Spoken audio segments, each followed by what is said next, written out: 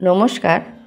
আজকে আপনাদের বলবো একটি সিনেমার বিষয় নিয়ে ঘটনার কথা। বাংলা ফিল্ম ইন্ডাস্ট্রিতে তখন সদ্য পা দিয়েছেন উত্তম কুমার। সেই অর্থে বেশ নতুনই ছিলেন তিনি। সিনেমার জগতে নতুন হয়েও সাহসী পদক্ষেপ নিয়েছিলেন উত্তম কুমার। সেই সময় উত্তম কুমারের এই কাণ্ড নিয়েও তুমুল বিতর্ক শুরু হয়েছিল। সময়টা 1952 সাল, 15ই আগস্ট। একই দিনে কলকাতার ঐতিহ্যবাহী 3 সিনেমা হল উত্তরা, পূরবী ও উজ্জ্বলাতে মুক্তি পায় মহানায়ক উত্তম কুমার, মঞ্জু দে এবং অসিত বরণ অভিনীত ছবি কার পাপে। বাংলা ফিল্ম ইন্ডাস্ট্রিতে তখন সদ্য পা দিয়েছেন উত্তম কুমার। সেই অর্থে তিনি নতুনই ছিলেন তখন। তবে প্রথম থেকে উত্তম কুমার চাইতেন এমন ছবিতে অভিনয় করতে যা দর্শক মনে দাগ কাটবে। কার পাপে সেই অর্থে তেমনই একটি ছবি ছিল। এই ছবি সেই সময় শুধুই দর্শক মনে দাগ কাটেনি, হইচইও ফেলে দিয়েছিল।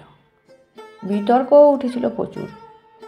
এই ছবির বিষয় নির্বাচন এতটাই প্রাপ্তমনস্ক ছিল যে ছবিটি সেন্সর বোর্ড থেকে সার্টিফিকেট পেয়েই মুক্তি পেয়েছিল।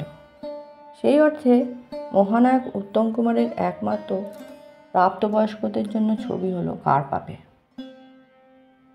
তবে শুধু উত্তম কুমারই নন, এই ছবিতে অন্যান্য স্টার কাস্টও ছিল চোখ ধাঁধানো।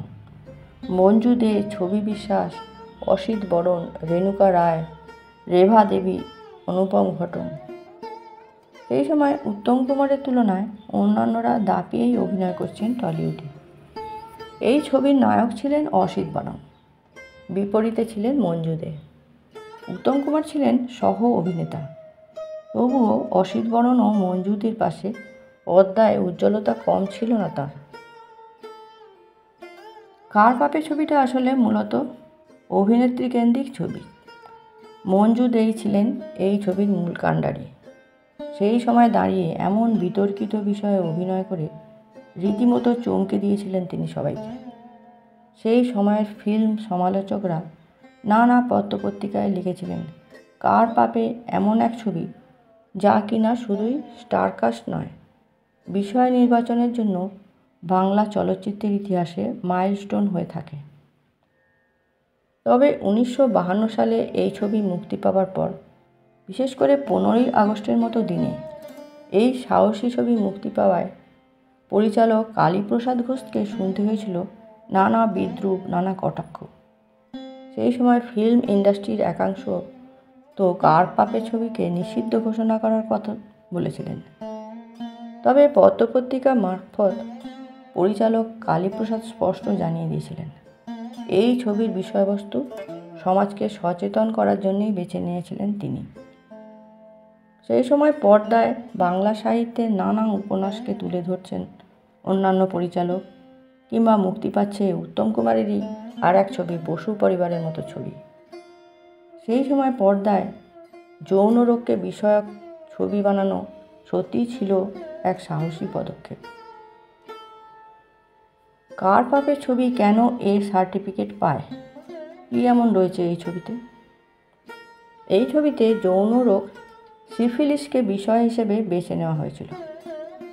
এই রোগকেই প্রেক্ষাপটে রেখে এক মহিলার সংকট নির্যাতনকে সামনে এনেছিলেন পরিচালক কালীপ্রসাদ ঘোষ। সেই সময় যৌনতা নিয়ে সেভাবে খুল্লামখুল্লা কথা বলতেন না কেউ, এবং বহুগামিতার মতো বিষয় সমাজে উপস্থিত থাকলেও লোকচক্ষুর আড়ালেই চলত তা নিয়ে আলোচনা। এমনকি যৌন রোগের চিকিৎসাও ছিল খুবই ব্যয়বহুল। ডাক্তারের কাছেও যেতে অনীহা চোখে পড়ত তখন।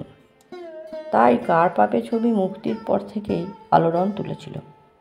সেই সময় দাঁড়িয়ে পরিচালক কালীপ্রসাদের এই ছবি নারীদের প্রতিবাদী কণ্ঠ হয়ে উঠেছিল।